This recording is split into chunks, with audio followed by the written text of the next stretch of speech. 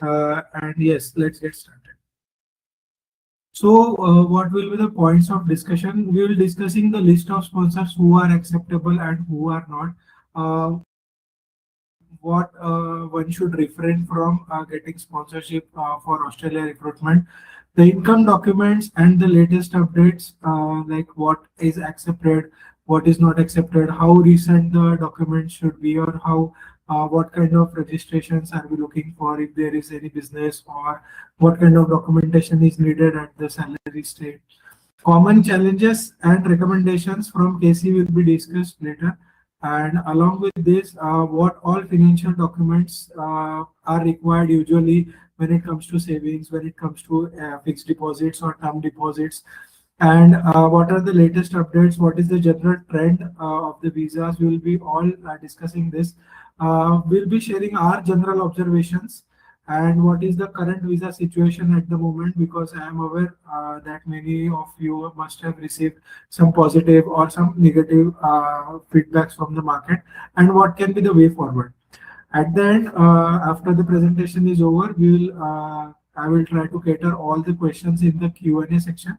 Thus, I request everyone to drop all your queries. How small or how major the queries does not matter. I will try to cater all those queries at the end of the slides. Okay. So the list of sponsors, who can sponsor the student. Here you can see that I have highlighted uncle and aunt in red, rest all are in black. It's just that the many of the universities following the visa success ratio of their respective universities has come up with their own mechanism, and are asking for sponsorship from 3 to 4 sponsors, maximum of 3. In the rare case, they are accepting 4 sponsors. The parents, siblings, and grandparents should be the primary sponsors.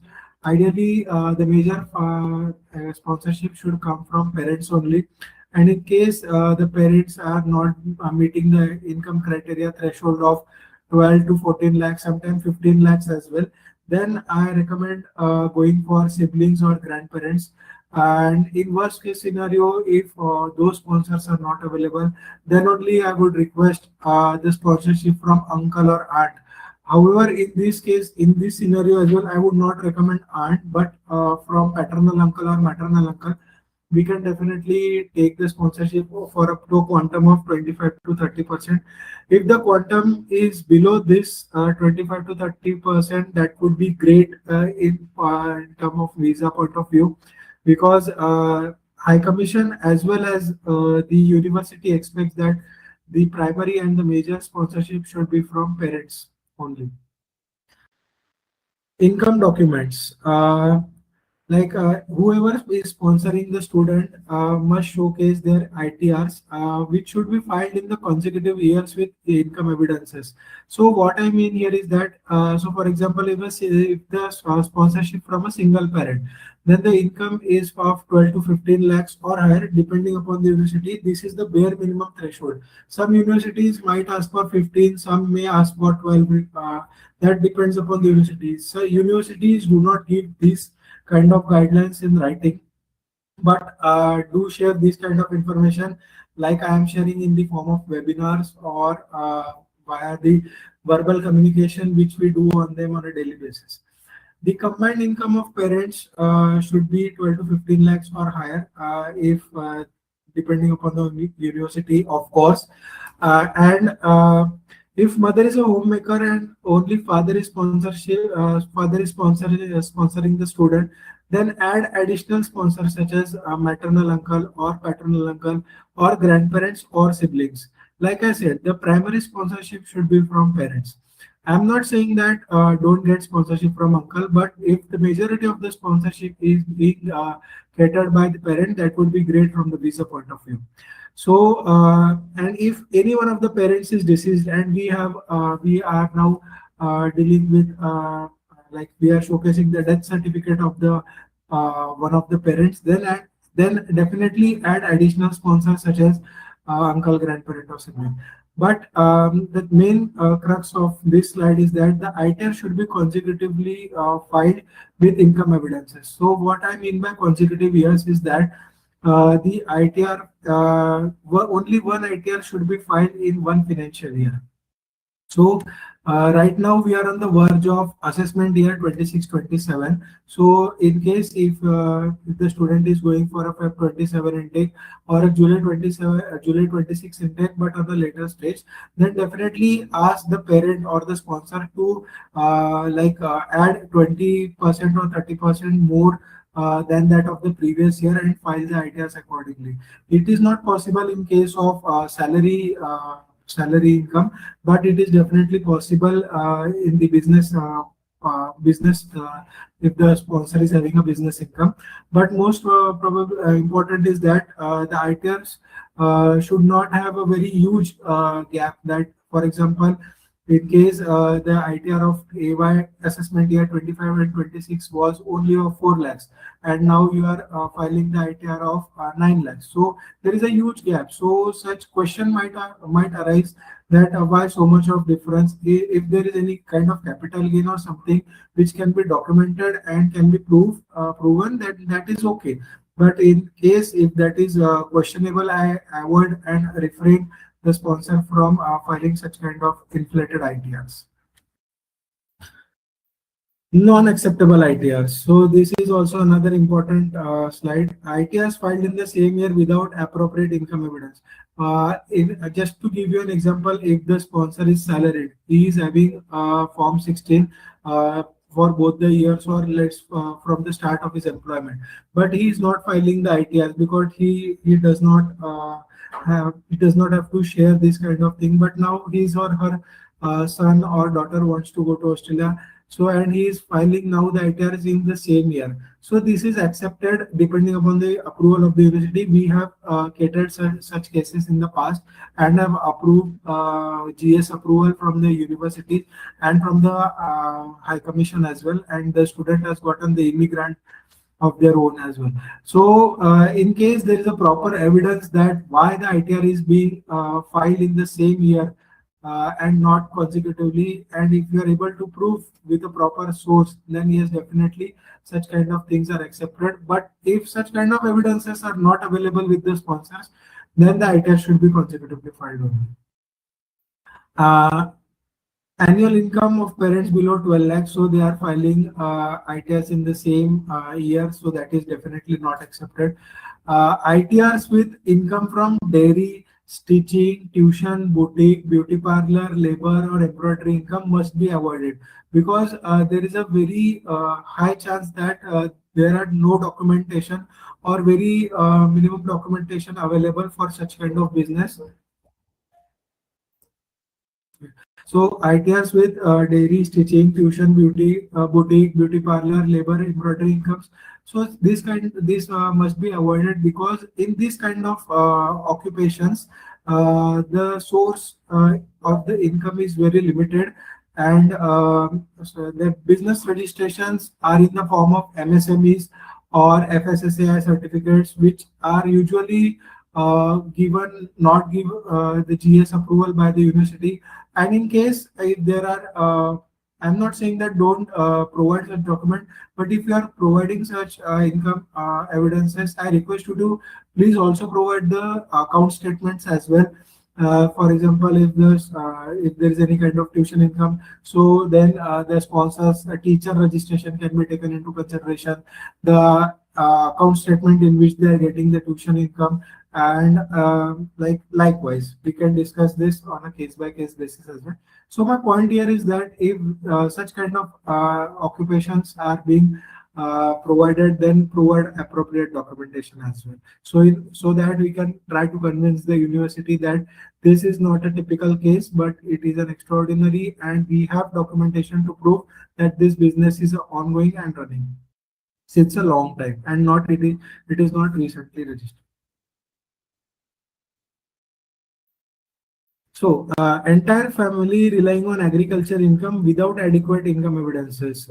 So this is also a red flag. Entire family is running on agriculture income without adequate income evidences, because if they are not having proper crop sale bills in the form of J forms, or they are not having the statements in which the crop sale is crop sale bill is getting credited, and they are not having proper agriculture land documents.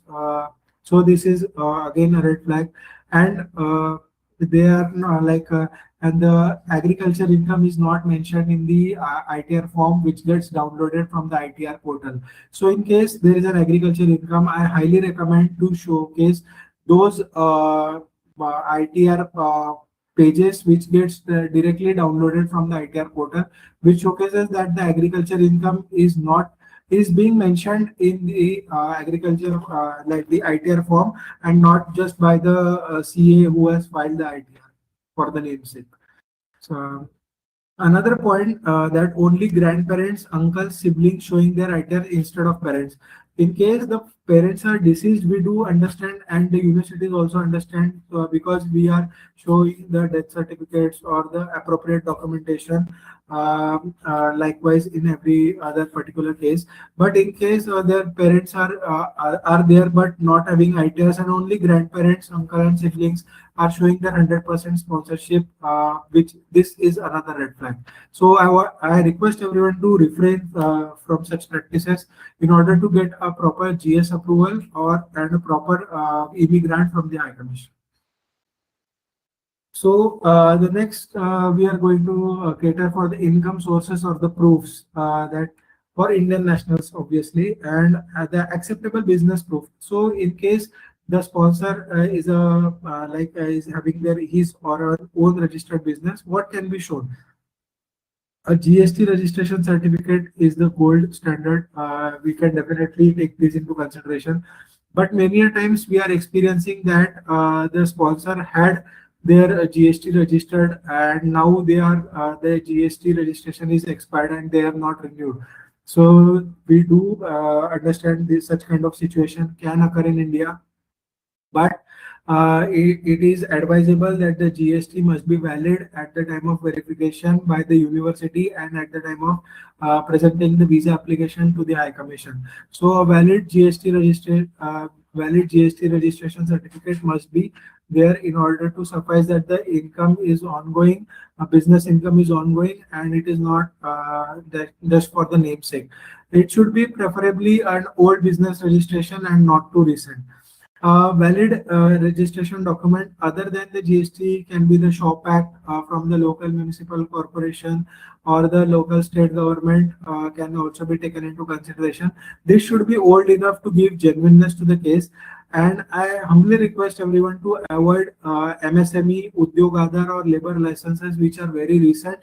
And in case if you are showing this kind of documentation, be ready with an alternate option with please apply for 2 to 3 universities, because there are high chances that some of the universities might reject these kind of business registrations. And in case if this is the only documentation is available with the sponsor, then request you to also share the current account statement of such kind of businesses. If there is salary income, then a salary account statement for the past 6 to 12 months, Form 16 for the past 2 to 3 years. Form 16, if it is being provided by the Traces, TRACES, Traces organization, that would be great. And salary slips and the employment proof or ID cards, like the one which will be one by me, if the sponsor is having his or her own ID card, which they are wearing in the offices, that can be also taken into consideration case by case basis. So yes, these kind of documents are being considered. In case if the sponsor is not living in India, they and are for example, if one sponsor is living in Gulf countries where they are doing a salary, they are having their own salary, and so they can definitely, and I am aware that, and the universities also are aware that in Gulf countries, many of the Gulf countries are tax free. So you can just showcase their appointment letter, their visa copy, and the salary certificate and the account statement in which the salary is being credited. So we can average out the income from that particular document and showcase it to the university. This kind of arrangement is also accepted. So like updated income requirements of Australian universities. Now, this is a very tricky part, and this depends on a case by case basis. Here, an average income is being mentioned. This is based on our experiences for the past 6 to 8 months. So, if the student is going for a Charles Darwin University, the minimum requirement is 18 lakh. Yes, it is that high. Some of the universities are still in the range of 10 to 12 lakhs. For example, Flinders or for a University of Technology, Sydney. Some universities are having their own strict income criteria like Griffith or Swinburne, like 15 lakh each. Murdoch universities are considering income from 14 lakhs as well. But RMIT University is still accepting some cases for 12 lakh rupees. So here is an average out, and here you may find that two universities are still accepting on 12 lakh income, like Flinders University and Deakin University. But these are like for Flinders University, if the student is from Maharashtra, Karnataka, Kerala, and Karnataka, Tamil Nadu. So yes, they are accepting as low as 10 lakh income. And in Deakin University, their income criteria is of 15 lakh. But if the student is being sponsored by only one parent, and he or she is having only 10 lakh income criteria, which is a salary or business, then yes, they are definitely considering this such kind of income on from Maharashtra, Karnataka, Kerala, Tamil Nadu as well. So we can definitely discuss this on a case by case basis. But every other university have now moved on from 10 to 12 lakh of income criteria, and if you average out, you can say that the universities are now expecting an income of 12 to 14 lakhs or more than that sometimes.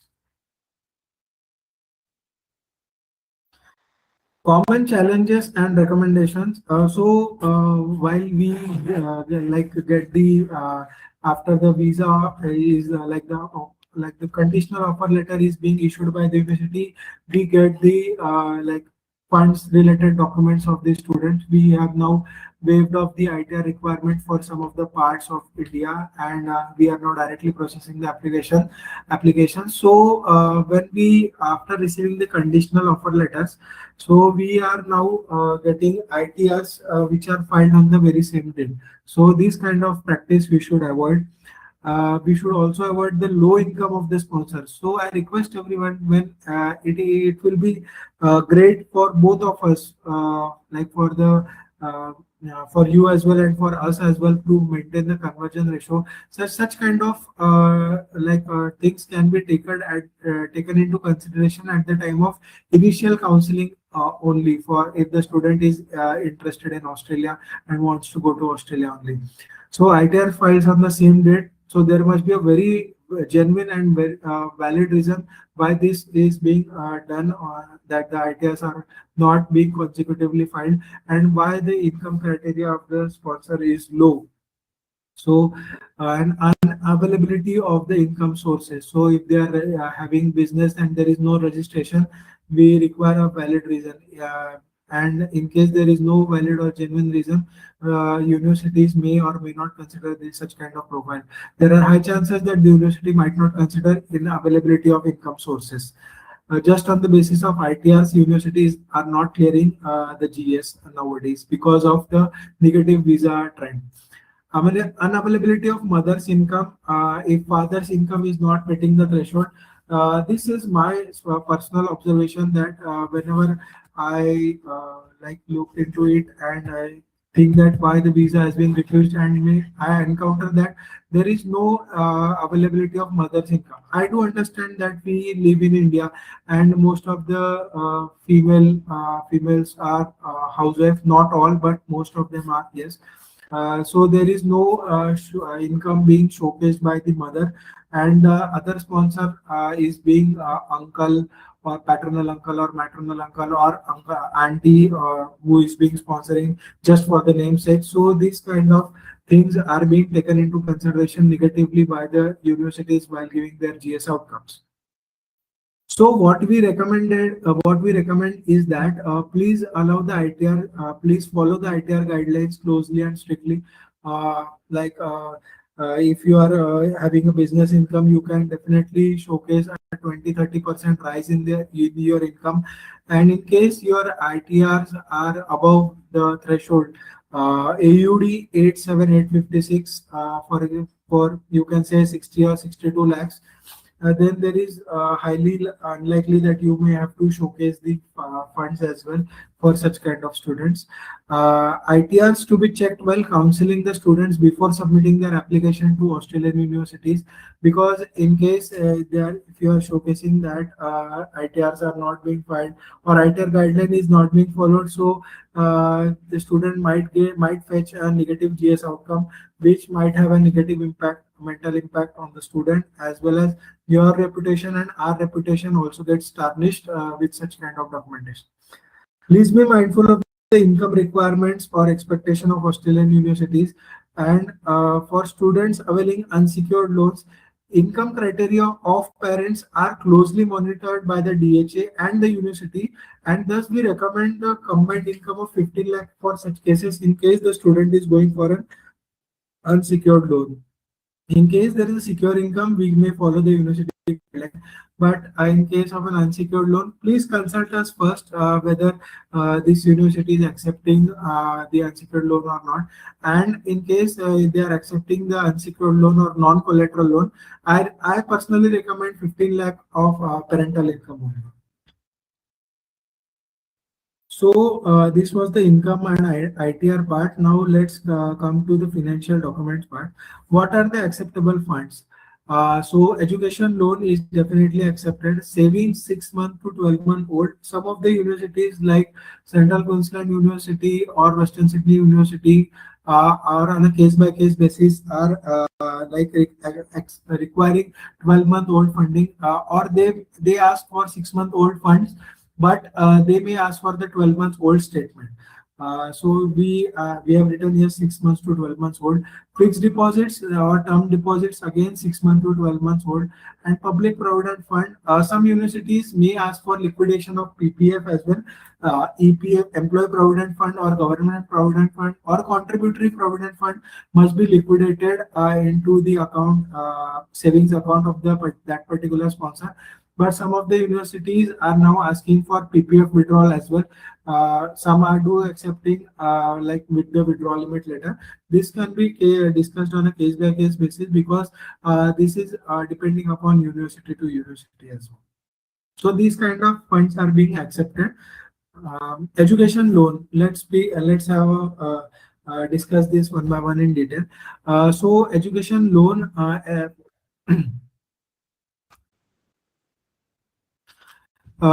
Education loan should be preferably availed from a nationalized or private sector banking institution like SBI, State Bank of India, Punjab National Bank, Canara Bank, Axis Bank, ICICI Bank, UCO Bank, Allahabad Bank, etc. etc.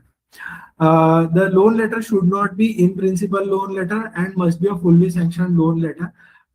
In case the loan is from Credila, it should be a secured loan, preferably a secured loan. I'm not saying that unsecured credit line will not be accepted, but it should be a preferred. Our preference is for a secured loan only, and that too against collateral property should belong to the parents or grandparents only. Avoid loan from NBFCs such as Avance. I recommend not to showcase these kind of, because many universities are not accepting Avance loans directly, and in case it is being accepted, there are high chances that I'm not saying that the visa might get refused, but there are chances that this can be taken into a negative factor. Students must not rely only on education loan, but showcase at least 10 to 12 lakhs or 10 to 15 lakhs of their own savings or FDs. Sponsors availing unsecured loans should have good incomes, like we discussed in the previous slides as well. And the collateral property should belong to grandparents or parents only. In case it is being uncle or aunt, please discuss this first before availing the loan, because many universities do not accept such kind of arrangement. Savings account statement and fixed deposits or FDs or term deposits or TDs. This should be preferably 6 to 12 months old. Some universities are writing on their offer letter that they are accepting 3-month old fund. Then definitely 3-month old funding can be taken into consideration. But that the number of universities are accepting is very small. So preferably a 6-month to 12-month old funding in case. The student can apply for 2 to 3 universities simultaneously. Support any major transaction, usually above 1 lakh, with an acceptable evidence. So, in case the in an savings account statement, if there is a transaction of 1 lakh or more, which is being credited and not getting debited from that particular account, then we recommend to showcase this kind of uh, transaction with proper evidence. It is irrespective that this 1 lakh is being an extra fund or an additional fund. If it is getting credited and it is in the account, you will have to showcase source of that particular fund. So in case there are no sources, you can just withdraw this money from that particular account and transfer it into another bank account which is not being showcased to the university and the high commission. So the balance in savings should be at least 10 to 15 lakh, or you can say 10 to 12 lakh for loan plus saving cases. Please provide balance confirmation letter for FDs in case the FD is very old and for the confirmation of the balance and it is still running, you can showcase. And in case if there is lien against any FD, please clear those liens, because lien against any FD is not accepted in Australian universities. And we request everyone to please provide email IDs for verification. For example, if an FD is being showcased from Axis Bank, we recommend to give the email ID of that particular branch manager or from or the regional office or the zonal office of that particular FD from which it belongs to, so that we can get that verified. Nowadays, universities are also sending emails with copy to student for the verification purposes. So you can say that KC is also verifying and university is also verifying. So in case the High Commission verifies, there will be no hiccups at the later stage. Loans from Credila. Please prefer a secured loan for an over an unsecured loan, because I am aware that getting an unsecured loan from Credila might not be that challenging in if compared to a secured loan, but we still prefer a secured loan in terms of if the loan is being taken from Credila or availed from Credila. Loan disbursement is mandatory. Amount of disbursement may vary from one university to another. For example, if we are going for University of Newcastle, where it is where they expect that the if the loan is from Credila, then 100% disbursement is mandatory for them. But in case if the student is going for Macquarie University, they are stating that we have been prohibited by from their management that full disbursement is not at all required. So in case in order to avoid such situations in the future, recommend to discuss this first with KC Australia team and what type of disbursement is required, because it depends on the university as well. Please do not rely entirely on education loans. I request everyone to showcase at least savings which are strongly recommended by us, and savings worth of 10 to 15 lakh over and above education loan will fetch a positive visa outcome. I'm not saying that students entirely relying on education loan will be getting a negative visa outcome, but the chances of getting positive visa outcome will be on a higher side if they are showcasing 10 to 15 lakh over and above the education loan, and refrain large amount of education loan over 45 or 50 lakhs, this depends upon the annual income as well, because High Commission and the universities are now taking the loan repayment capability of the sponsors as well, while giving their GS outcome or while giving the visa outcome as well. So loan for the very large amounts can be altered in such a way that we may get positive outcome from both universities and DH. These are some general observations that high possibility of a visa refusal for student availing education loan over and above 50 lakh rupees and is entirely relying on loan as well. That can be a negative factor. Some of the universities are started asking for full disbursement of education loan. Please prefer secured loans only, and this condition is not being only for loans from NBFCs like Credila, but in case there is an education loan, universities are asking for full disbursement in case they are having an unsecured loan from nationalized bank as well. Please check ITRs of sponsors at the initial counseling stage because it becomes very challenging and it becomes very difficult for us to counsel the student at the later stage once the offer letter is issued and the student has made up his mind that he wants to particularly go to that particular university where his or her ITR criteria is not getting matched as per the university's requirement. Please acquaint yourself with financial requirements or the expectation of universities and convey them to the sponsors at the initial counseling stage as well. You can get in touch with KC team for this.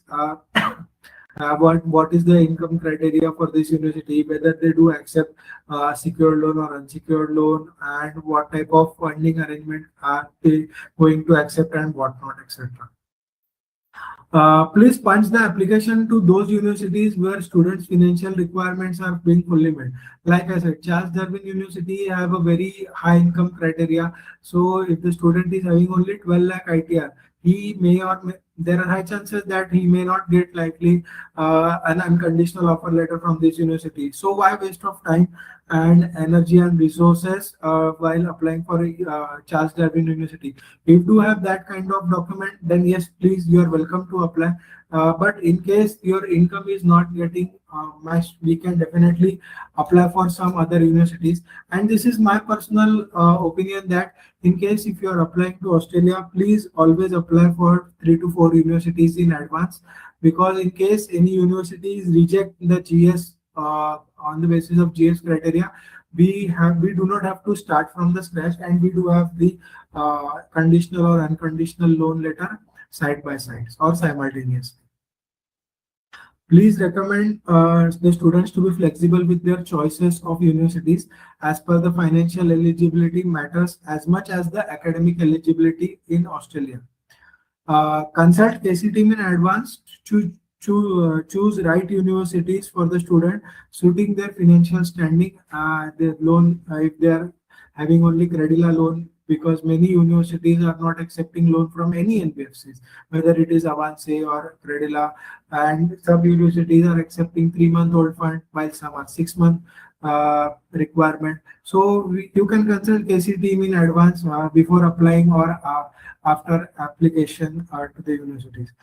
And the most important factor which can be you all need to note is that please help KC team to launch the visas within 1 week after the COEs are issued, because if there is a delay in launching the visa after the COE has been issued, there are serious questioning being happening from the universities as well to KC Overseas, and we are being asked for every particular student why the visa is being lodged in with delay, and we do not have proper answer, because many a times the students updated account statements are being pending from student side or from partners end, and there are certain forms required like the 956A, the travel history form, the details of family member forms are or the OSHC certificate for that matter is being pending even after the COE has been issued. So please help KC team to launch the visas within 1 week after the COE has been issued.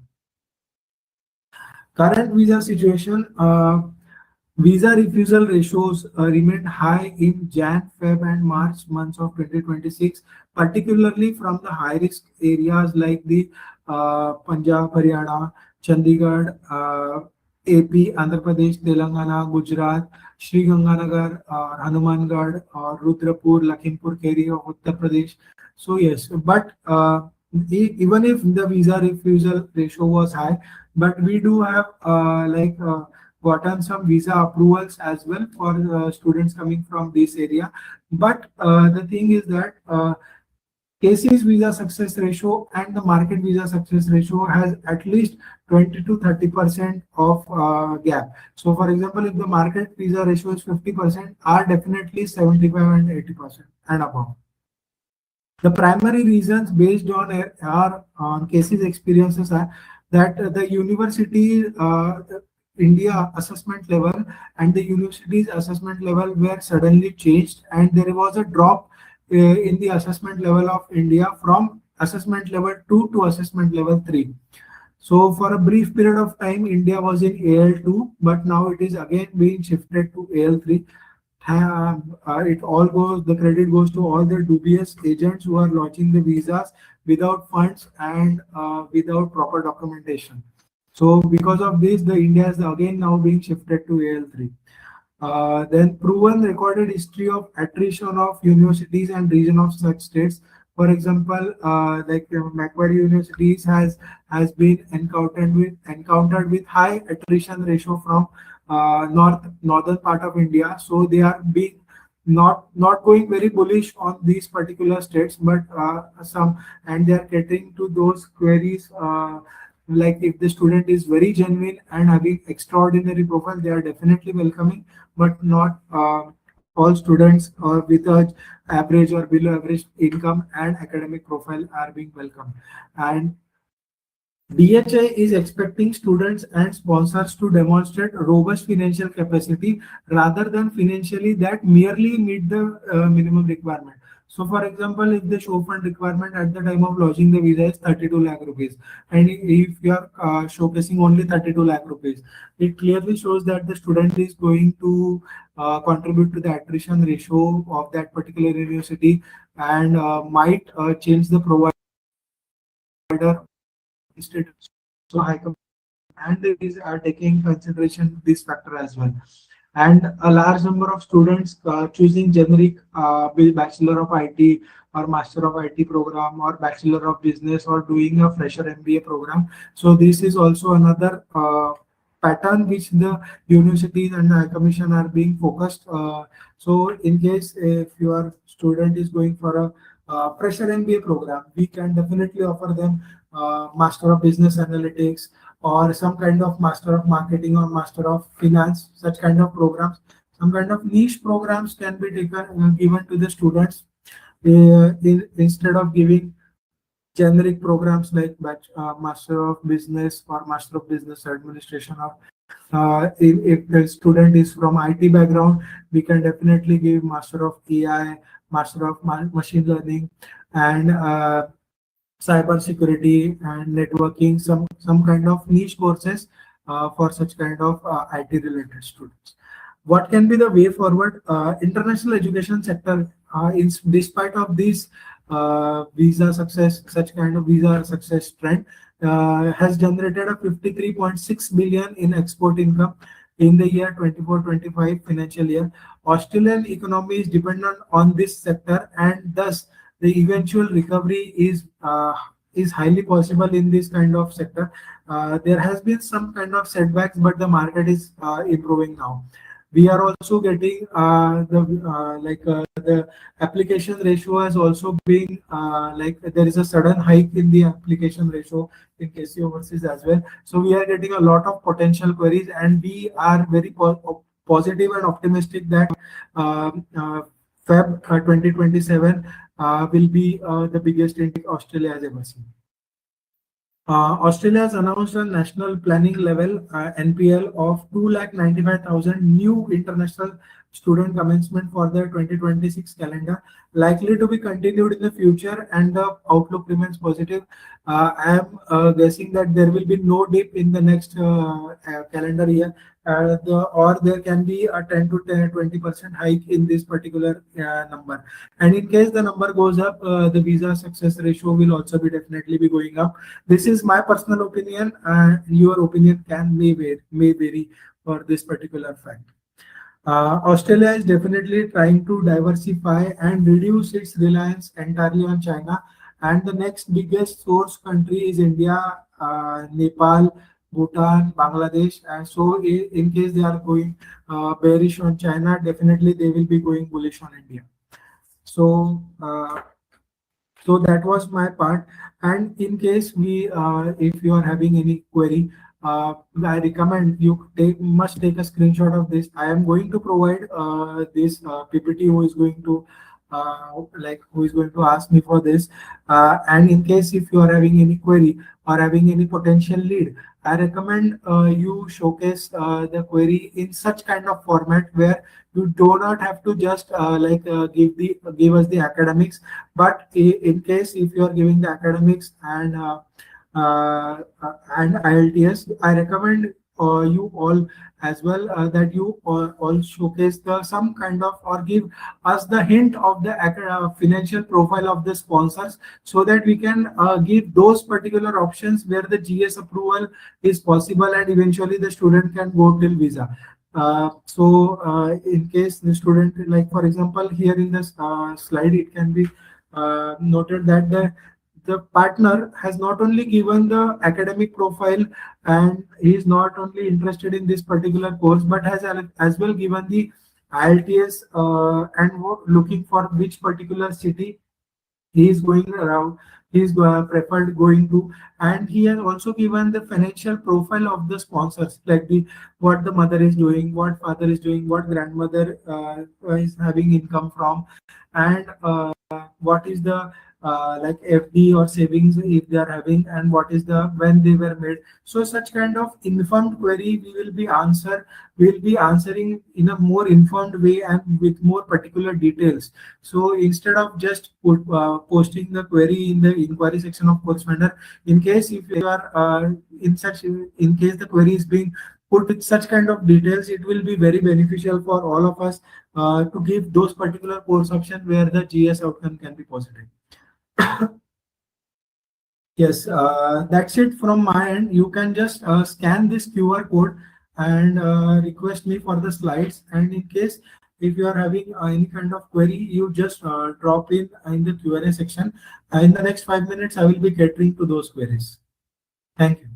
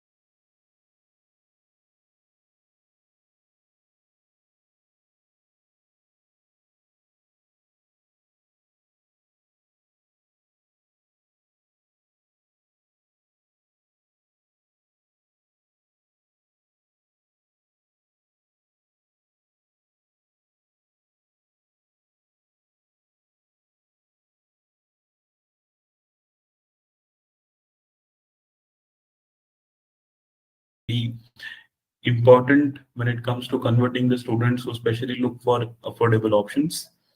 Yeah, I'm Ritik Agrawal. I'm the Senior Manager Operations here at KC Overseas. I basically look after the entire operations of the North and the West region and the learning and development part. So this presentation, like I already mentioned, Australia is usually considered as a 8 are the group of should one choose Australia as the globally recognized degrees and top ranked institutions. Australia is home to 9 universities which are in top 100 universities of the world. out of which 8 are the group of 8 institutions as we know them, and the ninth is UTS, which is University of Technology, Sydney. Apart from this, Australia has multicultural and safe environment. Australia is home to some of the most livable cities in the world, like Sydney, Melbourne, Brisbane, or even if you're looking at regional cities like Adelaide and Perth, these also have very good.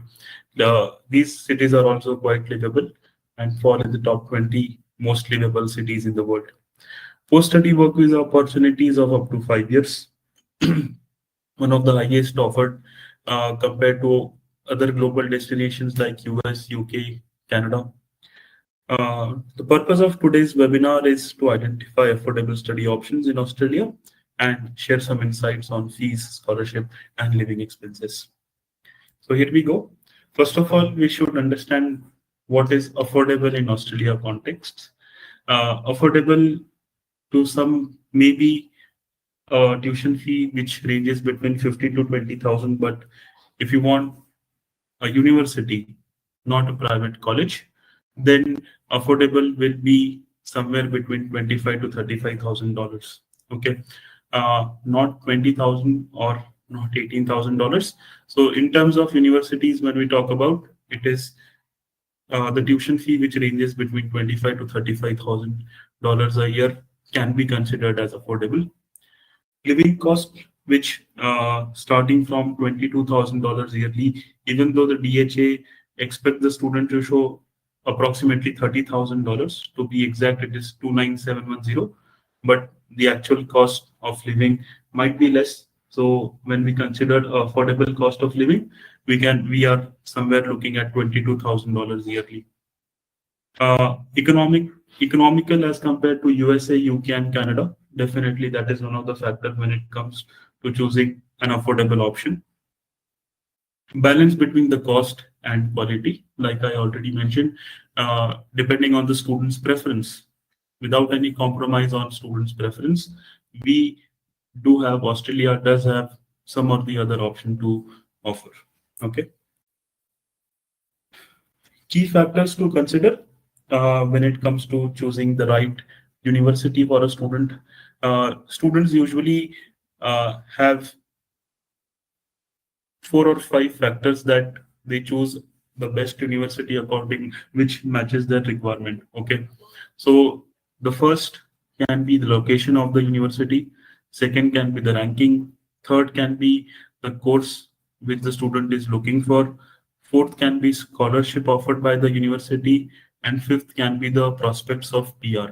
So these are 4 to 5 major factors which student consider when choosing the right university. And to look for a right university, the most important factor can be the budget. So these are the factors that one should consider, which includes annual tuition fees. Okay, like we already saw, an affordable tuition fee would range between 25 to $35,000. This is excluding scholarship. Okay, scholarship offered by the university, if you see, Australian universities are very generous when it comes to providing scholarship, be it flat 15%, 20%, 25%, a flat amount of $10,000, $15,000.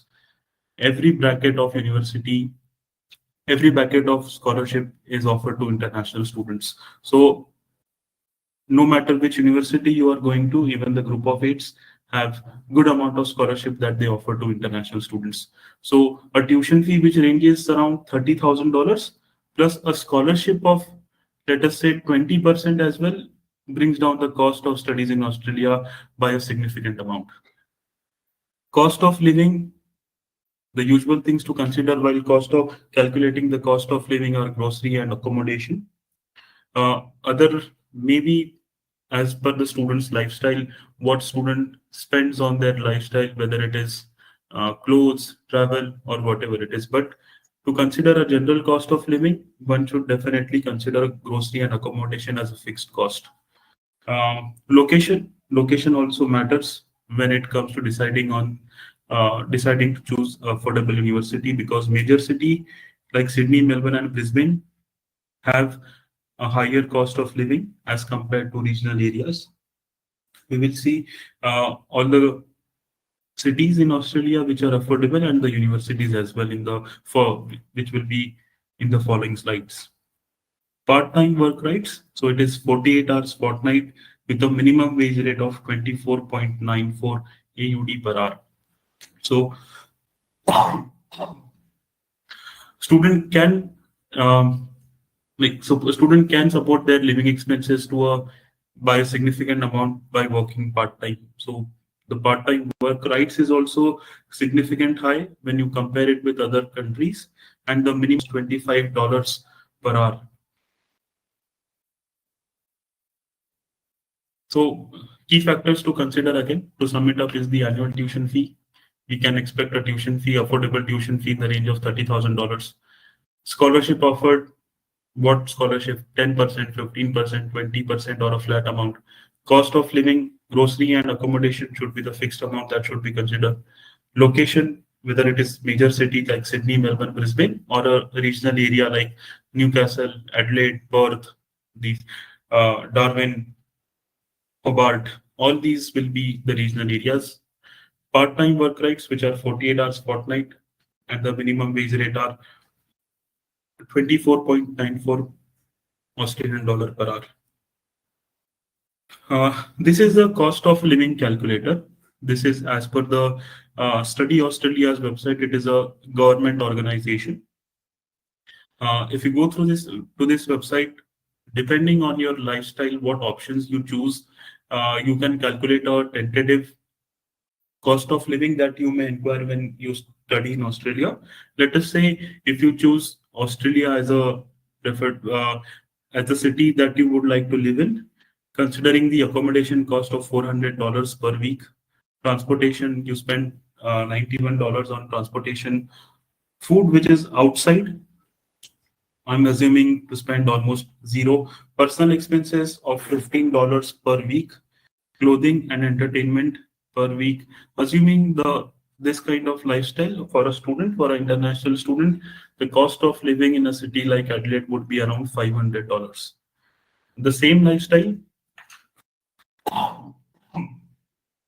the same lifestyle in other cities like Melbourne would cost around $525. In Sydney, it will cost around $510. In Perth, it will cost the same as Sydney. Brisbane will cost almost the same. Canberra will cost around $520. Hobart will cost around 510 again, and Darwin will cost around $499. You can visit this link to show it to your students as well to calculate the tentative living expenses depending on their lifestyle. So these are the 8 cities that you can choose from: Adelaide, Brisbane, Canberra, Darwin, Hobart, Melbourne, Perth, and Sydney. Cost of living in smaller cities.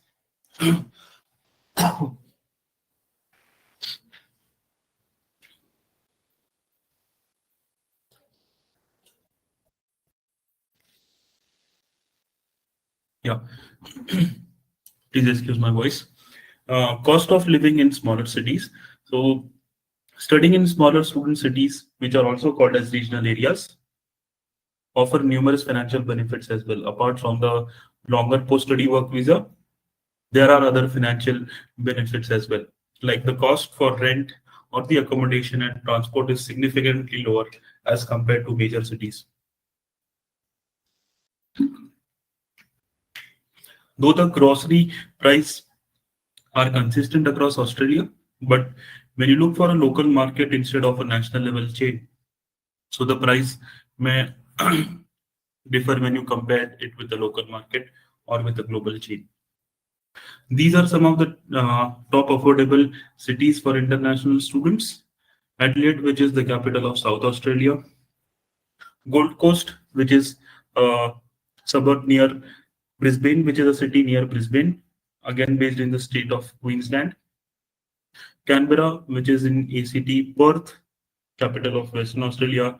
Darwin, which is the capital of Northern Territory, and Newcastle, which is approximately 1.5 hours from Sydney by road, again a regional area.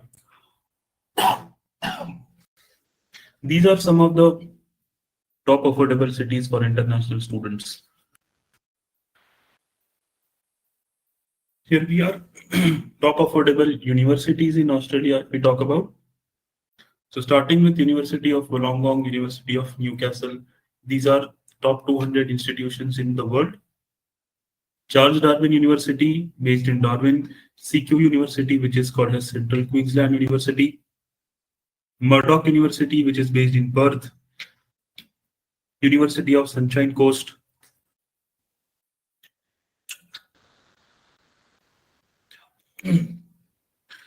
based in the city of Sunshine Coast, EIT, which is a private institute based in Perth and Melbourne, ICMS, which is based in Sydney. These are quite a few affordable institutions, including universities and a few private colleges. Talking about University of Wollongong, it is based in Wollongong. The city's name is Wollongong. Tuition fee will range between $30,000 to $35,000 a year. Scholarship offered would be 15 to 30% on the yearly tuition fees.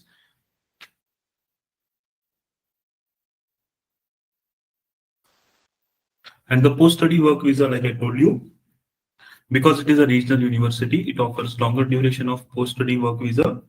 UG courses, 3 years UG courses, student will be eligible for up to 3 years of PSW. And for PG courses, which are of 2 years, student will be eligible for 4 years of PSW.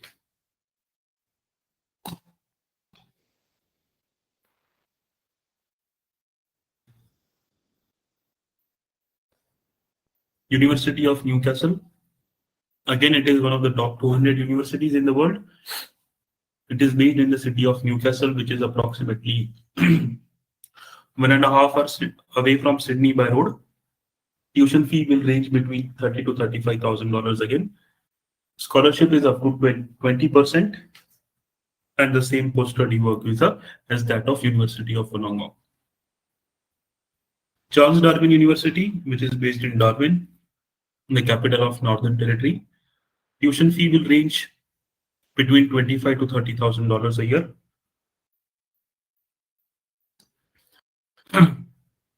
Offering scholarship up to 25%. So even if you see 30%, $30,000 as the yearly tuition fees, on which 25% scholarship, the cost to study at Charles Darwin University is significantly lower. Post-study work visa, for UG courses it is up to 3 years, for PG courses it is up to 4 years. CQ University, it has multiple campuses. It has campuses in Sydney, Melbourne, and in regional cities like Perth or Rockhampton as well. Tuition fee ranges between $27,000 to $30,000 a year. Scholarship provided is up to 25%. Out of all the campuses of CQ, out of all the campuses of CQ based in regional cities, this is the post-study work visa duration. UG will have again 3 years and PG will have 4 years. Murdoch University, another good rank institution based in the city of Perth, which is also affordable.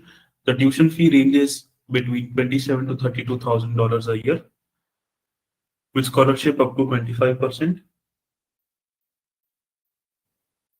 offering the same post-study work visa. University of Sunshine Coast, tuition fee ranges between $25,000 to $30,000.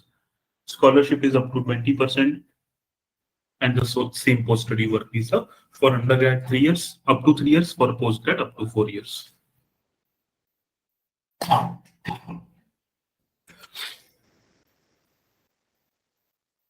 This is the living cost comparison between all the major cities of Australia and all some of the regional cities of Australia: Sydney, Melbourne, Brisbane, Adelaide, Perth, Canberra, and Hobart. Accommodation in Melbourne will be around 150 to 300, compared with uh, Adelaide, which is 135 to, and it depends. The upper limit depends on the lifestyle of the student. So the weekly accommodation cost for Adelaide can be as low as $135. Compared to Sydney, Melbourne, or these major cities, it is significantly lower.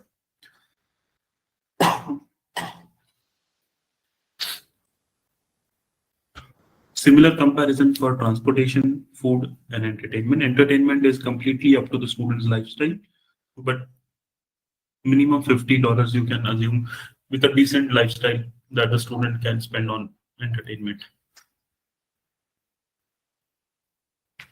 which includes eating outside as well.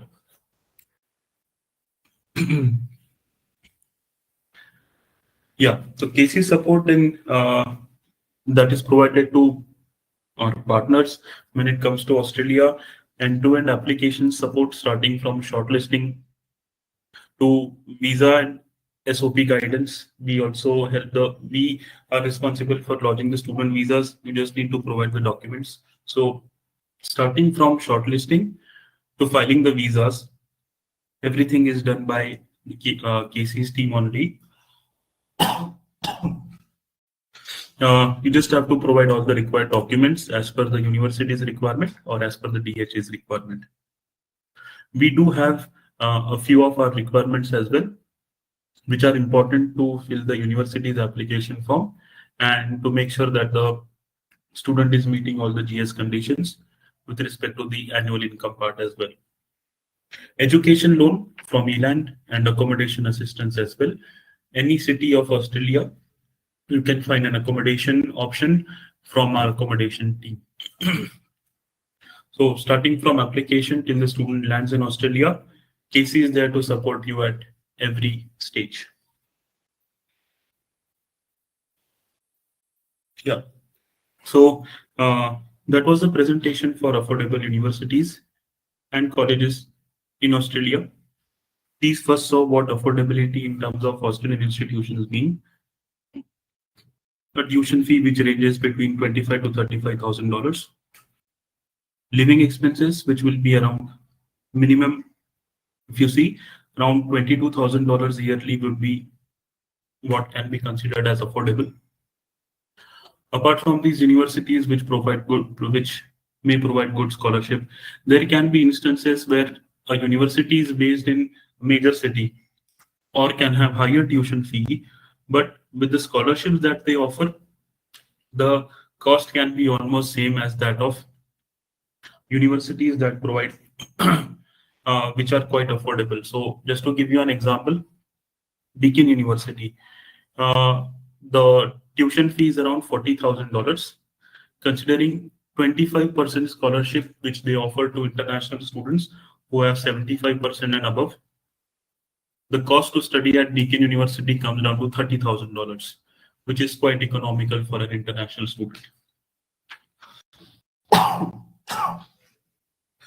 So I'm really sorry for my voice. I don't know what's happening. With this, I end my presentation. The floor is open to question answers. If you have any questions with respect to the presentation or any other details as well, please put it up in the question answer section. I'll be happy to cover them one by one.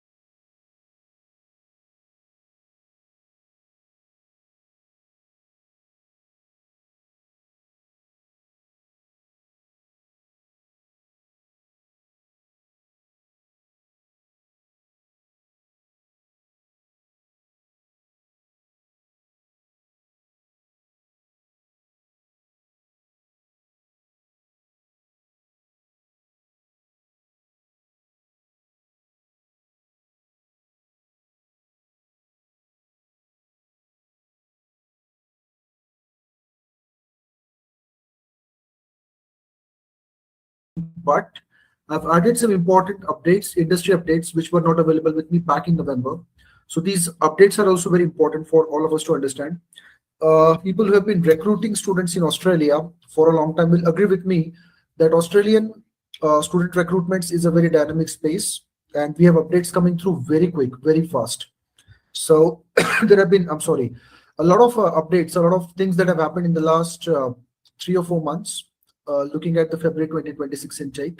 So we all know that India was elevated to assessment level 2, and then there was a, unfortunately, spike in visa refusals, and then India was downgraded back to assessment level 3, and currently there have been some delays that we've been experiencing. So I shall share what has been the experience of KC Overseas Education as far as February 2026 intake is concerned, and how we should plan our cases for the next intake, that is July 2026. So we're going to discuss visa trends. What is the conversion ratio at the moment for KC Overseas strictly, and what is the time that we're experiencing, visa time, turnaround time that we are experiencing. Then we'll get back to the basics, list of sponsors, because this discussion is all about GS assessment. We'll talk about the income documents, and we'll discuss some latest updates that have come from our partner universities. Some common challenges and recommendations for you people. Then we will also have a look at the financial documents and latest updates again from some of our partner universities. Some general observations, my personal experiences looking at the visa outcomes of Feb 2026 intake, and then we will move to the Q&A section. All right, so these are some important visa trends that I would like to share with you all. So as of now, as on 30th of February 2026, we are nearing the conclusion of February intake. A total of 70% of our students have already received their visa outcomes. By outcome, I mean could be a visa grant or could be a visa rejection. So 22% students are still waiting for their outcomes. Co-start dates of a lot of universities are yet to start. I mean, they're yet to begin. So I'm really looking forward to at least 90% of students of KC Overseas seeing their visa outcomes for this intake, so that we can keep the deferrals to their minimum. Talking about the visa acceptance so far, it stands at 86.46%, which means almost 87 students out of every 100 students of KC Overseas who had lost their visas for this intake have successfully received their visas. And the visa refusal ratio currently stands at 13.5%. Well, if you look at the performance of KC Overseas for the last year, this is something I've shared with you people previously, but I would like to reiterate our visa success over the last 3 intakes. February 2025 intake, our visa success ratio was 97%. July 2025 intake, our visa success ratio was 99%. So compared to that, definitely the visa success has dropped. However, the silver lining or the bright side to these statistics is that some of you might be aware that visa success of the market, I'm talking about India as a whole, is in the 60s. For the month of December 2025, based on the website of the Department of Home Affairs that I checked, visa success of Australia from the market of India stands at 69.5%. KC, on the other hand, is at 86 almost 5%. So our visa success is almost 16-17% higher than that of the market, and that is possible only and only because of our strict, I will not say necessarily strict, but because of the way we lodge our visas and because of the impeccable support that we have been receiving from you people. So yes, we ask for a little bit of more documents as compared to the other agents, but it shows in our visa acceptance rate or visa conversion rates. This has been a very consistent thing for KC Overseas, that our visa acceptance or visa conversion ratios have always been a minimum of 10 to 15% higher than that of the market. The reason being that is the expertise that we have gained over these years, the expertise that helps us in lodging visas the right way, choosing the right profiles, of course, and lodging visas the right way, attaching the right set of documents, presenting visa files to the High Commission in a very positive, in a very proper, appropriate manner. And like I said, because of the support that we receive from our close partners like you, who understand the reasons behind the documentation that we ask and support us by submitting those documents. Anyway, now let's have a look at the turnaround time. So roughly 13.69%, roughly 14% of our students have received their visas within a week. 1 to 2 weeks, 12 to 23.5% of our students have received their visas within 1 to 2 weeks. 23.92, that is almost 24% of our students, that is approximately 1/4 of our students for this intake have received their visas within 2 to 3 weeks. So the largest cohort of students who have received their visas fall in the bracket of 2 to 3 weeks. 13.56%, 3 to 4 weeks. 19.36%, 4 to 5 weeks. 10.11%, 5 to 6 weeks. And then the proportion gradually goes on decreasing. So we have only 3.5% of our students who had to wait as long as 6 to 7 weeks, and 1.85% of our students who had to wait as long as 7 to 8 weeks for the visas to be granted. And minuscule number of students, very few students, had to wait or are still waiting for the visa outcomes for more than 8 weeks. So this has been the general turnaround time. So I can say that possibility of our students getting visas is the highest if their visas are lodged roughly 6 weeks before the course start date. As you can see, based on the statistics on the screen, that majority of the visa outcomes were declared within 6 weeks. 8 weeks is what I'll say is safe, but practically speaking, 6 weeks should be enough. So these statistics will help you people understand how we are going to lodge our visas or how we should plan lodging our visas for February 2026 intake. That was a little bit of an information around the visa statistics for the ongoing intake. I'll be more than happy to share, my experience of this entire intake, because by the time I deliver my next webinar in the next month, February intake will have effectively concluded. So I can let you know how many of the people received their visas, how many of the cases were deferred to the next intake, and what was our visa success ratio overall. The statistics, again, I'm sharing only and only to help you people understand the market trends better. Well, KC Overseas recruits students from all over India. So the statistics that I share with you are a smaller representation of what is happening on a pan-India level, if you understand what I'm trying to say. So these statistics will help you plan your future intakes better. Getting back to the basics, let us focus on the GS assessment. So like I said that there will be a few basic details that I'm going to share, but I'll also be sharing some the latest updates that have come through from the industry, from our partner universities. Excuse me. So sponsors, who can sponsor a student? The list is there on your screen. Parents can sponsor 100%, and they are considered as ideal sponsors usually. Siblings, 50% sponsorship is safe. 50% should come from parents. Grandparents, again, 50% sponsorship is all right. Remaining 50% should come from parents. And what about close blood relatives such as uncle or aunt? Even they are accepted, provided the quantum of their sponsorship or proportion of their sponsorship is not exceeding 1/4 of the total sponsorship. So roughly 25 to 30% is what is accepted. In rare cases, we can try and experiment, take a little bit of a risk and stretch it up to 50%, but that should not be a practice. Majority of sponsorship should ideally come from parents. Let's have a look at income documents and what are the expectations of the Australian universities and the Australian High Commission or the Department of Home Affairs or the DHA as we call it. Not a lot has changed in the last few months, so basics remain the same. Basics are ITRs should be filed in consecutive years with income evidences. So by consecutive years, I mean in successive financial years, 23, 24, 24, 25, 25, 26, and so on and so forth. Single parents' income should be 12 lakhs or higher, and combined income of parents amounting to rupees 12 lakhs or higher is also accepted in Australia. So if father already sponsoring and his income is exceeding 12 lakhs, well and good. If father's income is around 7 to 8 lakhs, mother is chipping in with her income of 5 to 6 lakhs in such a way that the combined income of parents is crossing the threshold of 12 lakhs, well and good. A few more instances, few more examples. Mother is a homemaker, father is sponsoring, then you can add additional sponsors such as uncle or grandparents or siblings. So again, going back to this one. So father is sponsoring, his income is around 7 to 8 lakhs. Please add other sponsors such as siblings or grandparents in such a way that the income combined income crosses the threshold of 12 lakhs. We also receive some rare cases wherein one of the parents is deceased.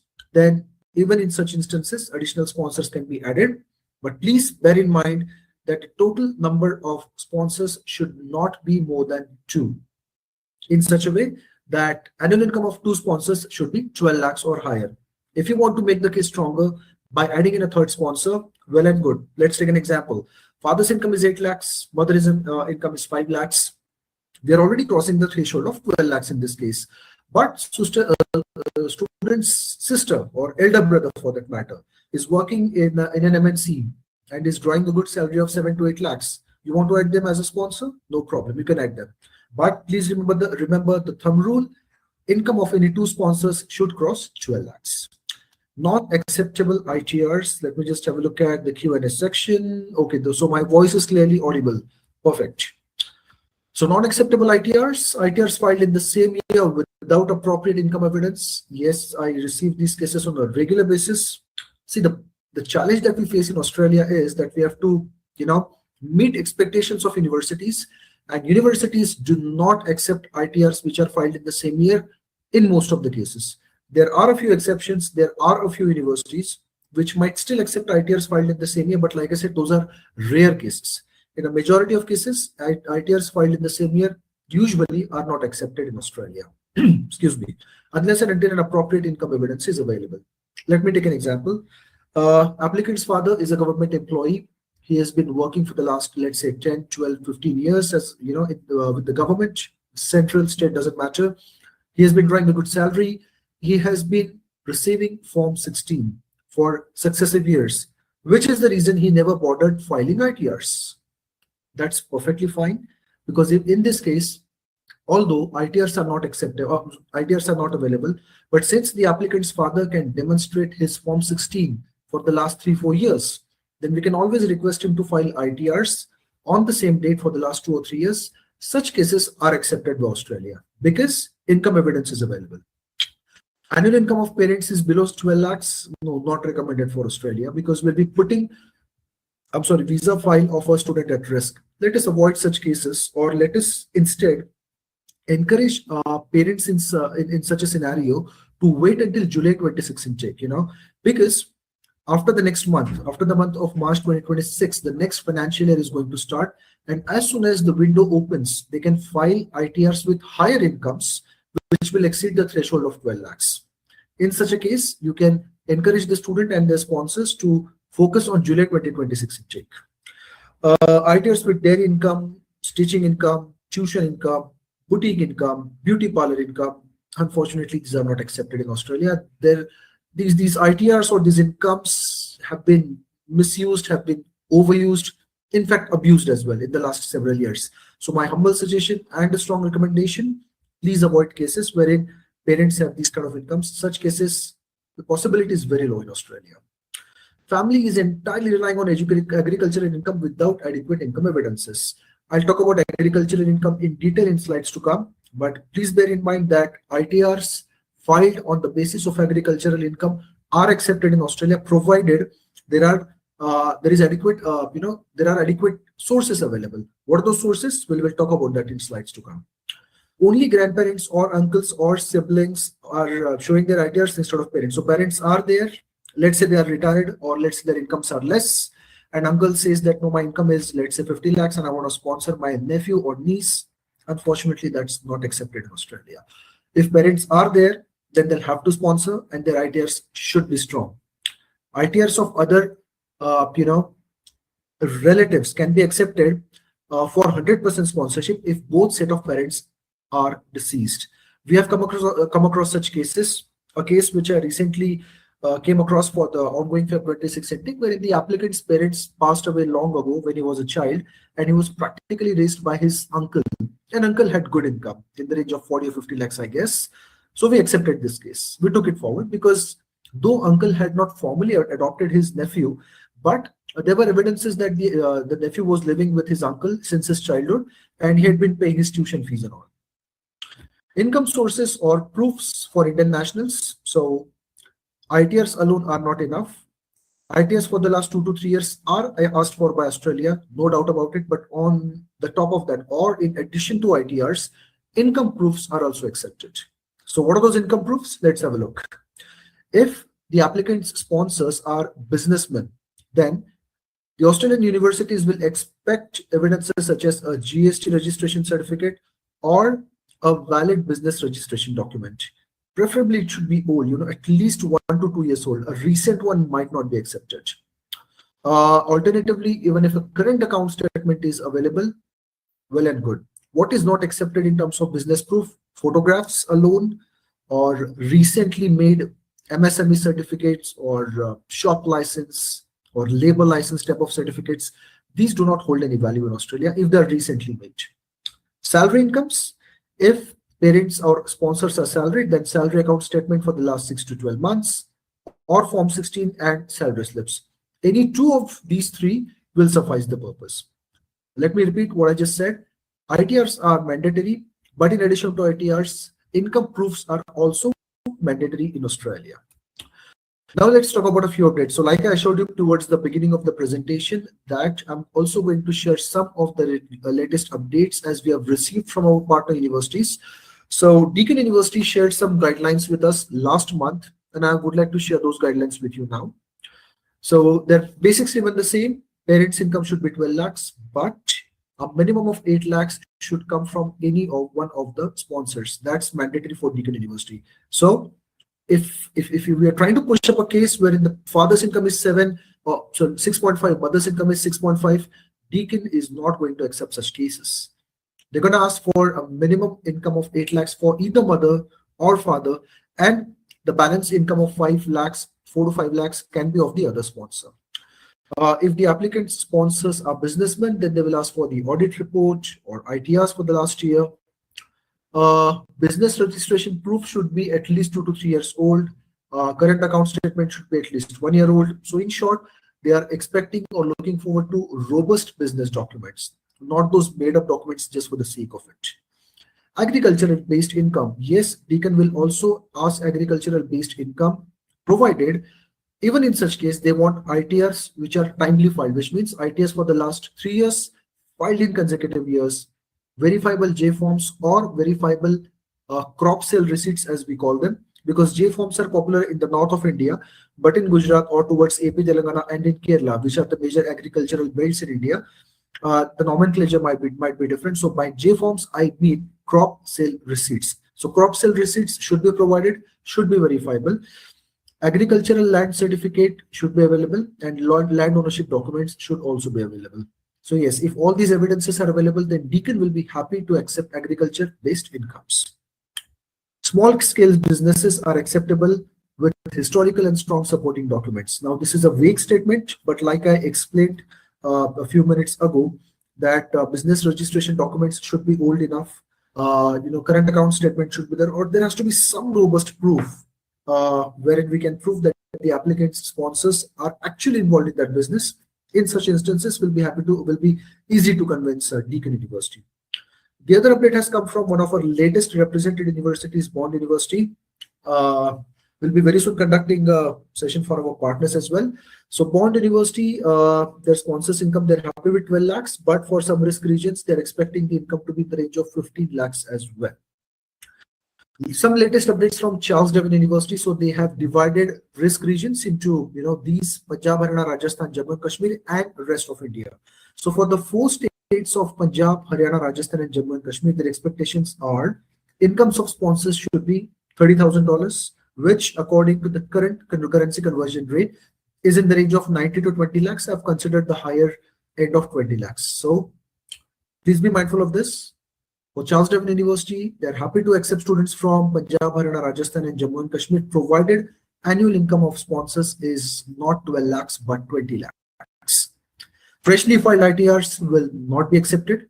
No incomes accepted from general stores, boutiques, gift shops, sweet shops, specialty shops, and related business types. Similar to the businesses that I told you previously, such as tailoring business and all. So small-time businesses, Charles Darwin University will not accept such cases. No recent or MSME business registration. A lot of times I come across this query, that is Australia or are Australian universities accepting MSME? Well, the answer is yes and no both. No if the MSME registration is new. Yes if the MSME or business registration is old enough. So as you can see on the screen, CDU will accept such cases if the MSME was done, or MSME registration was done 2 years ago. MSME registration is the easiest registration that can be done. So in the last 2-3 years, thousands and thousands of students have lodged their visa files with MSME certificate as an evidence. Unfortunately, not all of them were able to receive their visas, because MSME, the Department of Home Affairs does not consider MSME as a strong business registration certificate. So my humble suggestion would be to avoid it as far as possible. But if there is no other proof available, then make sure that the MSME is at least 2 years old. CA wealth report, that CA certificate is mandatory. That's not a new thing. That's probably asked for by all universities. Charles Darwin University will accept a maximum of 50% agricultural income for students from these states. 100% agricultural income will not be accepted. For the rest of India, the requirements are slightly more lenient. Income of sponsors, Australian dollars, which is roughly equivalent to 30 lakh rupees. ITRs for the last 2 years, then the requirements are, the same. So 2 years of ITRs, income certificate for agricultural incomes issued by the state government. The exception or the difference for the rest of India, 100% agricultural income will be accepted by them. CA statement or CA report or net worth certificate, as we call it, will be accepted, but UDIN number is mandatory. See, there can be a lot of discussion around each of these requirements, and I understand that some of you might not be able to understand what I'm trying to say, because this is more of an advanced version of my previous presentation. Totally understand, especially if you're new to Australia. If you're not able to understand any of this part of my presentation, please feel free to reach out to me or to my team. You have those contact details with you. In fact, towards the end of the presentation, I will also share my contact details with you all. Please feel free to reach out. Happy to have a detailed discussion with you and explain to you all these requirements, university specific and general requirements as well. Okay, moving on to the next one. Just give me a moment. Yeah, common challenges and recommendations. So common challenges that we have been facing when it comes to ITRs is ITRs filed on the same date. We have discussed that already. Low incomes of sponsors, again discussed already. Unavailability of income sources. These kind of cases, quite unfortunately, may not or will not get through in Australia, which is why it's very important that you make sure that all these documents are available with the student right at the counseling stage. Recommendations based on our recent experiences. Please follow ITR guidelines closely and strictly. ITRs should be checked while counseling students, the point that I just mentioned, before submitting their applications. In fact, I think we are probably the only major education agency on a pan-India level which is checking ITRs at the application stage. Please be advised that we are not asking for ITRs at the application stage to block the applications. No, that's not what we want. We want business. We want to recruit as many students as possible to help you grow your businesses. The reason we ask for ITRs is to check the paying capacity and to assess the case better. Because if ITRs are not filed the right way, we can reach out to you. My team will reach out to you and will let you know how to file them properly, so that we can structure the case properly, so that the case does not get stuck or get rejected at the GS assessment stage. Please be mindful of income requirements and expectations of Australian universities. Very important. For students availing unsecured loans, incomes are closely observed, and thus we recommend combined incomes of 15 lakhs or more for unsecured loans. In fact, I have dedicated one whole section, one slide for discussion on unsecured loans. We'll get there soon. Now that we have discussed the income part, let us talk about financial documents. Let me just have a quick look at the Q&A section. Yeah, I can see some questions, but no complaints as far as my voice is concerned. Good to know that you can hear me clearly. Moving on to financial documents. Basics, education loans. I'm sorry, the thumb rule. Thumb rule in Australia is anything and everything that's available in a bank is accepted. Let me repeat. Anything and everything, any type of a fund that's available in a bank is accepted in Australia. So what about NBFCs? What about PFs? What about KVP, that is Kisan Vikas Patra? What about NSC, that's National Savings Scheme? What about other methods, other modes of other financial instruments? Quite unfortunately, no other financial instruments will be accepted in Australia. Funds should and must be available in an acceptable financial institution, which is a bank. What banks are accepted in Australia? Simple, easy to remember. All nationalized banks, all private sector banks, and international banks such as HSBC and all, they are also accepted in Australia. What about cooperative banks? No, they are not acceptable. What about Grameen banks? Now, that's a gray area. Some universities do accept Grameen banks, some of them don't. My humble suggestion, if funds are available in a Grameen bank, let's get them transferred to an acceptable bank or a nationalized bank for that matter. So, education loans are accepted in Australia. Savings should be 6 to 12 months old.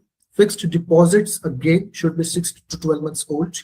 And Public Provident Fund, PPF, will be accepted with withdrawing limit. Some people get confused between PPF and EPF or GPF. I'll give you a very brief explanation. EPF stands for Employee Provident Fund, which is deducted from private employees like me. GPF stands for General Provident Fund, which is deducted from government employees. PPF is Public Provident Fund. There is no deduction. Any person above the 18 years of age can start putting funds into the PPF account. It's a nice method of investment. Most of you might be aware of it. I believe the limit is 1.5 lakhs per year, and you get tax benefit on that. So PPF will be accepted with withdrawing limits. Let's talk about the education loans now in detail. So education loans should preferably be availed from a nationalized or private sector banking institution. They should be fully sanctioned. In principle, or conditional loan letters are not accepted in Australia. I'm sorry, I should have shared a sample with you, but I'll be more than happy to share a sample as well if you want. Just make sure, talk to the student and to the bank authorities if you have a direct tap with those banks, that the loan should not be in principle or conditional. They should be fully sanctioned. Loans from Credila are accepted, preferably secured ones. Some universities are happy to accept unsecured loans from Credila as well. Loans from other NBFCs. NBFC stands for non-banking financial institution. So loans from other NBFCs such as Avance should be avoided. Of the list of universities that we represent, let me be very honest and transparent with you. There are two universities. There are two universities which accept loans from Avance. The first one is University of Newcastle. The second one is La Trobe University. But KC Overseas, based on our recent trends, visa trends, we have proactively or voluntarily decided to accept loans only from Credila if it's an NBFC, and we are trying to avoid loans from all other NBFCs such as Avance, Tata Capital, Prodigy, Poonawalla Finance, Incred, Auxilo, or there are many NBFCs in the market. The credit system has gotten much easier. Please try to avoid loans from these NBFCs. As far as KC is concerned, quite unfortunately, we will not be able to accept. Credila, yes. We'll be happy to accept Credila because see, try to understand the difference, dear attendees. Credila was earlier a subsidiary, a sister concern of HDFC Bank. I'm sorry. So they always used to call it HDFC Credila. So the Department of Home Affairs is familiar with the name of Credila. That's why they trust Credila more, even if it's an NBFC, even though it has now gotten separated from HDFC. But the other NBFCs never had any backing from any credible financial institution, credible banking institution. That's why the DHA doesn't trust them. That's why we should also try to avoid them as far as possible. If you want to promote them for other countries, please feel free to do it. Let us avoid them in Australia. Students must not rely only on education loans. So this is another challenge that we face, that students, to meet the show fund requirement of 40-45 lakhs or 50-55 lakhs, it's a group of 8, they focus on education loans alone, which is not a smart strategy in Australia. Students should have access to a minimum of 10 to 15 lakh rupees in liquid funds, could be savings or could be fixed deposits, which are a minimum of 3 to 6 months old, preferably 6 months old. Please do not rely only on education loans, because the DHA expects, and the universities also expect, that you should have liquid funds available for your living expenses. So let us face the fact, we all know that education loans are meant for paying the tuition fee, not for paying living expenses. So let us differentiate it clearly. Education loans for paying the tuition fee deposit, for tuition fee alone strictly, and living expenses of 10 to 15 lakhs, 3 to 6 months old for living expenses. That is the right way of structuring of a case financially for a quick GS approval. Sponsors availing unsecured loans should have good incomes. That's really important. Again, let me inform you the reason behind it. Unsecured loans usually come with a higher interest rate. So why would someone go for a loan with a higher interest rate? Or how can they afford to pay off the interest of an unsecured loan? And for that, universities expect, and the DHA also expects. When I use the word expect, please be mindful that I'm not making it a mandatory condition. Unsecured loan plus 12 lakhs of income is not a bad combination. Not an ideal one, but not a bad one. But if it's an unsecured loan, then let us try to aim for higher incomes. 14 to 15 lakhs will make the case secured, safer. Collateral property should belong to parents. Now that is again very important part. Many times we come across partners and students submit loans to us, and in those loans, collateral property belongs to uncle or aunt or grandparents. Not accepted in Australia, quite unfortunately. Collateral property should belong to parents, or simply go for an unsecured loan. That's better. But if it's a collateral loan, property or even fixed deposit for that matter, I'm sorry, should belong to parents. Savings account statements and fixed deposits, as I said earlier, they should be preferably 6 to 12 months old. If there is any major transaction of rupees 1 lakh or more in the savings account statement, then please provide an evidence as to where those funds have come from. Universities will ask for that. Balance should be a minimum of 10 to 15 lakhs if it is coming with a loan. Please provide balance confirmation certificate for FDs and email IDs for verification. So these are some miscellaneous requirements. Let's move on. Yes, coming to an important part of the presentation, loans from Credila.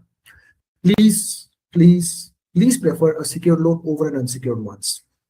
I will not say that again it's an absolute mandate, but this is just my observation based on the recent visa trends.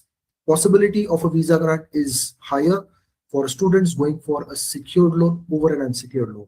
Doesn't matter whether it is Credila or SBI or IDFC or Axis Bank or Yes Bank or any other bank for that matter. Please recommend your students to prefer a secured loan as far as possible over an unsecured loan. Unsecured loan should be availed only and only if secured loan is not at all possible. Please get the entire loan amount disbursed in. Let me repeat this point that Credila is an NBFC, non-banking financial institution, which means funds which are available or locked in a Credila loan are not accepted by the Australian High Commission, the Department of Home Affairs or universities, which is why it is an absolute mandate that the loan should be fully disbursed and that loan should be available in a savings account. Usually, not usually, all the time, Credila loans are disbursed in HSBC's account, and HSBC is an acceptable financial institution. So that's why full loan disbursements of Credila is mandatory. Excuse me. Please do not rely entirely on education loans. We have discussed that already. Please avoid availing loans of large amounts, that's more than 50 lakhs. Why? I'll share that in slides to come. Yeah, these parts we have already covered. Yeah, now let's talk about the updates. Updates from Deakin University, Grameen banks and Finacle statements are not acceptable. So Finacle is a software. Let's not use that software. It has to be a proper print of statements. And as far as possible, the statement should be stamped and signed by the authority. Funds should be at least 6 months old. 3-month-old funds will not be accepted by Deakin. Savings are mandatory for non-collateral loan cases, otherwise full disbursement is required. Now, this is an important part, an important point of discussion. Let's read it. Let me read it one more time. Savings are mandatory for non-collateral cases. So if it's a non-collateral loan and bank says that we are not ready for full disbursement. If it's a loan worth 40 lakhs, bank says we will only pay 1 semester tuition fee deposit. Deakin will say fine, we'll be happy to accept, provided savings worth rupees 10 lakhs or 15 lakhs are available. Otherwise, get the loan fully disbursed. Please remember this condition. Grandparents, uncle, aunt, real siblings can be sponsors but the quantum of sponsorship should not be more than 25% of the funding. We have discussed that already towards the beginning of the presentation. Charles Darwin University. So again, they have divided their GS assessment depending on the regions. For Punjab, Haryana, Rajasthan, Jammu and Kashmir, Credila loans will not be accepted, but for the rest of India, Credila loans will be accepted. See, that's why it is very important that while we counsel the students, we have a very good understanding of GS expectations of those universities. Let's say your office is based out of Jammu and Kashmir or Rajasthan for that matter, and your office, your organization, your company is in a direct agreement or represent Credila. Then if you are not aware, that CDU is not accepting a loan from Credila, you might inadvertently, unknowingly ask the student to go for a loan. He might avail a loan from Credila, might pay those processing charges, might waste his 1.5 months, only to realize later that CDU is not accepting Credila loans. Yeah. So I was about to discuss that, and I will discuss that in detail in slides to come, but please be mindful of every requirement, GS requirement, GS expectation of Australian universities, so that cases should not get stuck at the GS assessment stage. Yes, now these are some general observations. Dear attendees, please pay close attention. These general observations I have prepared based on my and my team's latest experiences of our visa conversions and rejections over the last couple of months, December and January to be specific. Point number one, very important, there is a higher possibility of a visa refusal for students availing an education loan in the excess of rupees 50 lakhs. That's a little odd, to be honest with you, because students who usually go to Australia for a bachelor's degree, to higher rank universities where the tuition fee is higher, their project cost is high, which is why banks are ready to issue loans in the amount which is more than 50 lakhs. I've seen banks issuing loans in the range of 60, 70, or even 80 lakhs. I've seen banks ready to issue loans of more than 1 crores if the property valuation is that high. So banks don't have a problem with that. Banks do it. The Department of Home Affairs, I don't know for what reason, seems to have a problem with that. I don't have evidence, or there is no official statement from any university, but this is purely based on my experience that we have seen some visa refusals, and the common thread that I've observed was that the loans were in the excess of 50 lakhs, although the overall profile was good. So a humble suggestion, a strong recommendation to you all, going forward, please try to avoid loans in the excess of 50 lakh rupees. Let us keep 50 lakh as the absolute limit cap. Loans beyond that may, result in a visa refusal for your students. Next, universities have started asking for full disbursement of unsecured education loans. Please prefer secured loans. So going back to the original discussion, secured loans are better. Unsecured loans should be the last resort. If unsecured loan is the only option, please inform the student that university may ask for a full disbursement.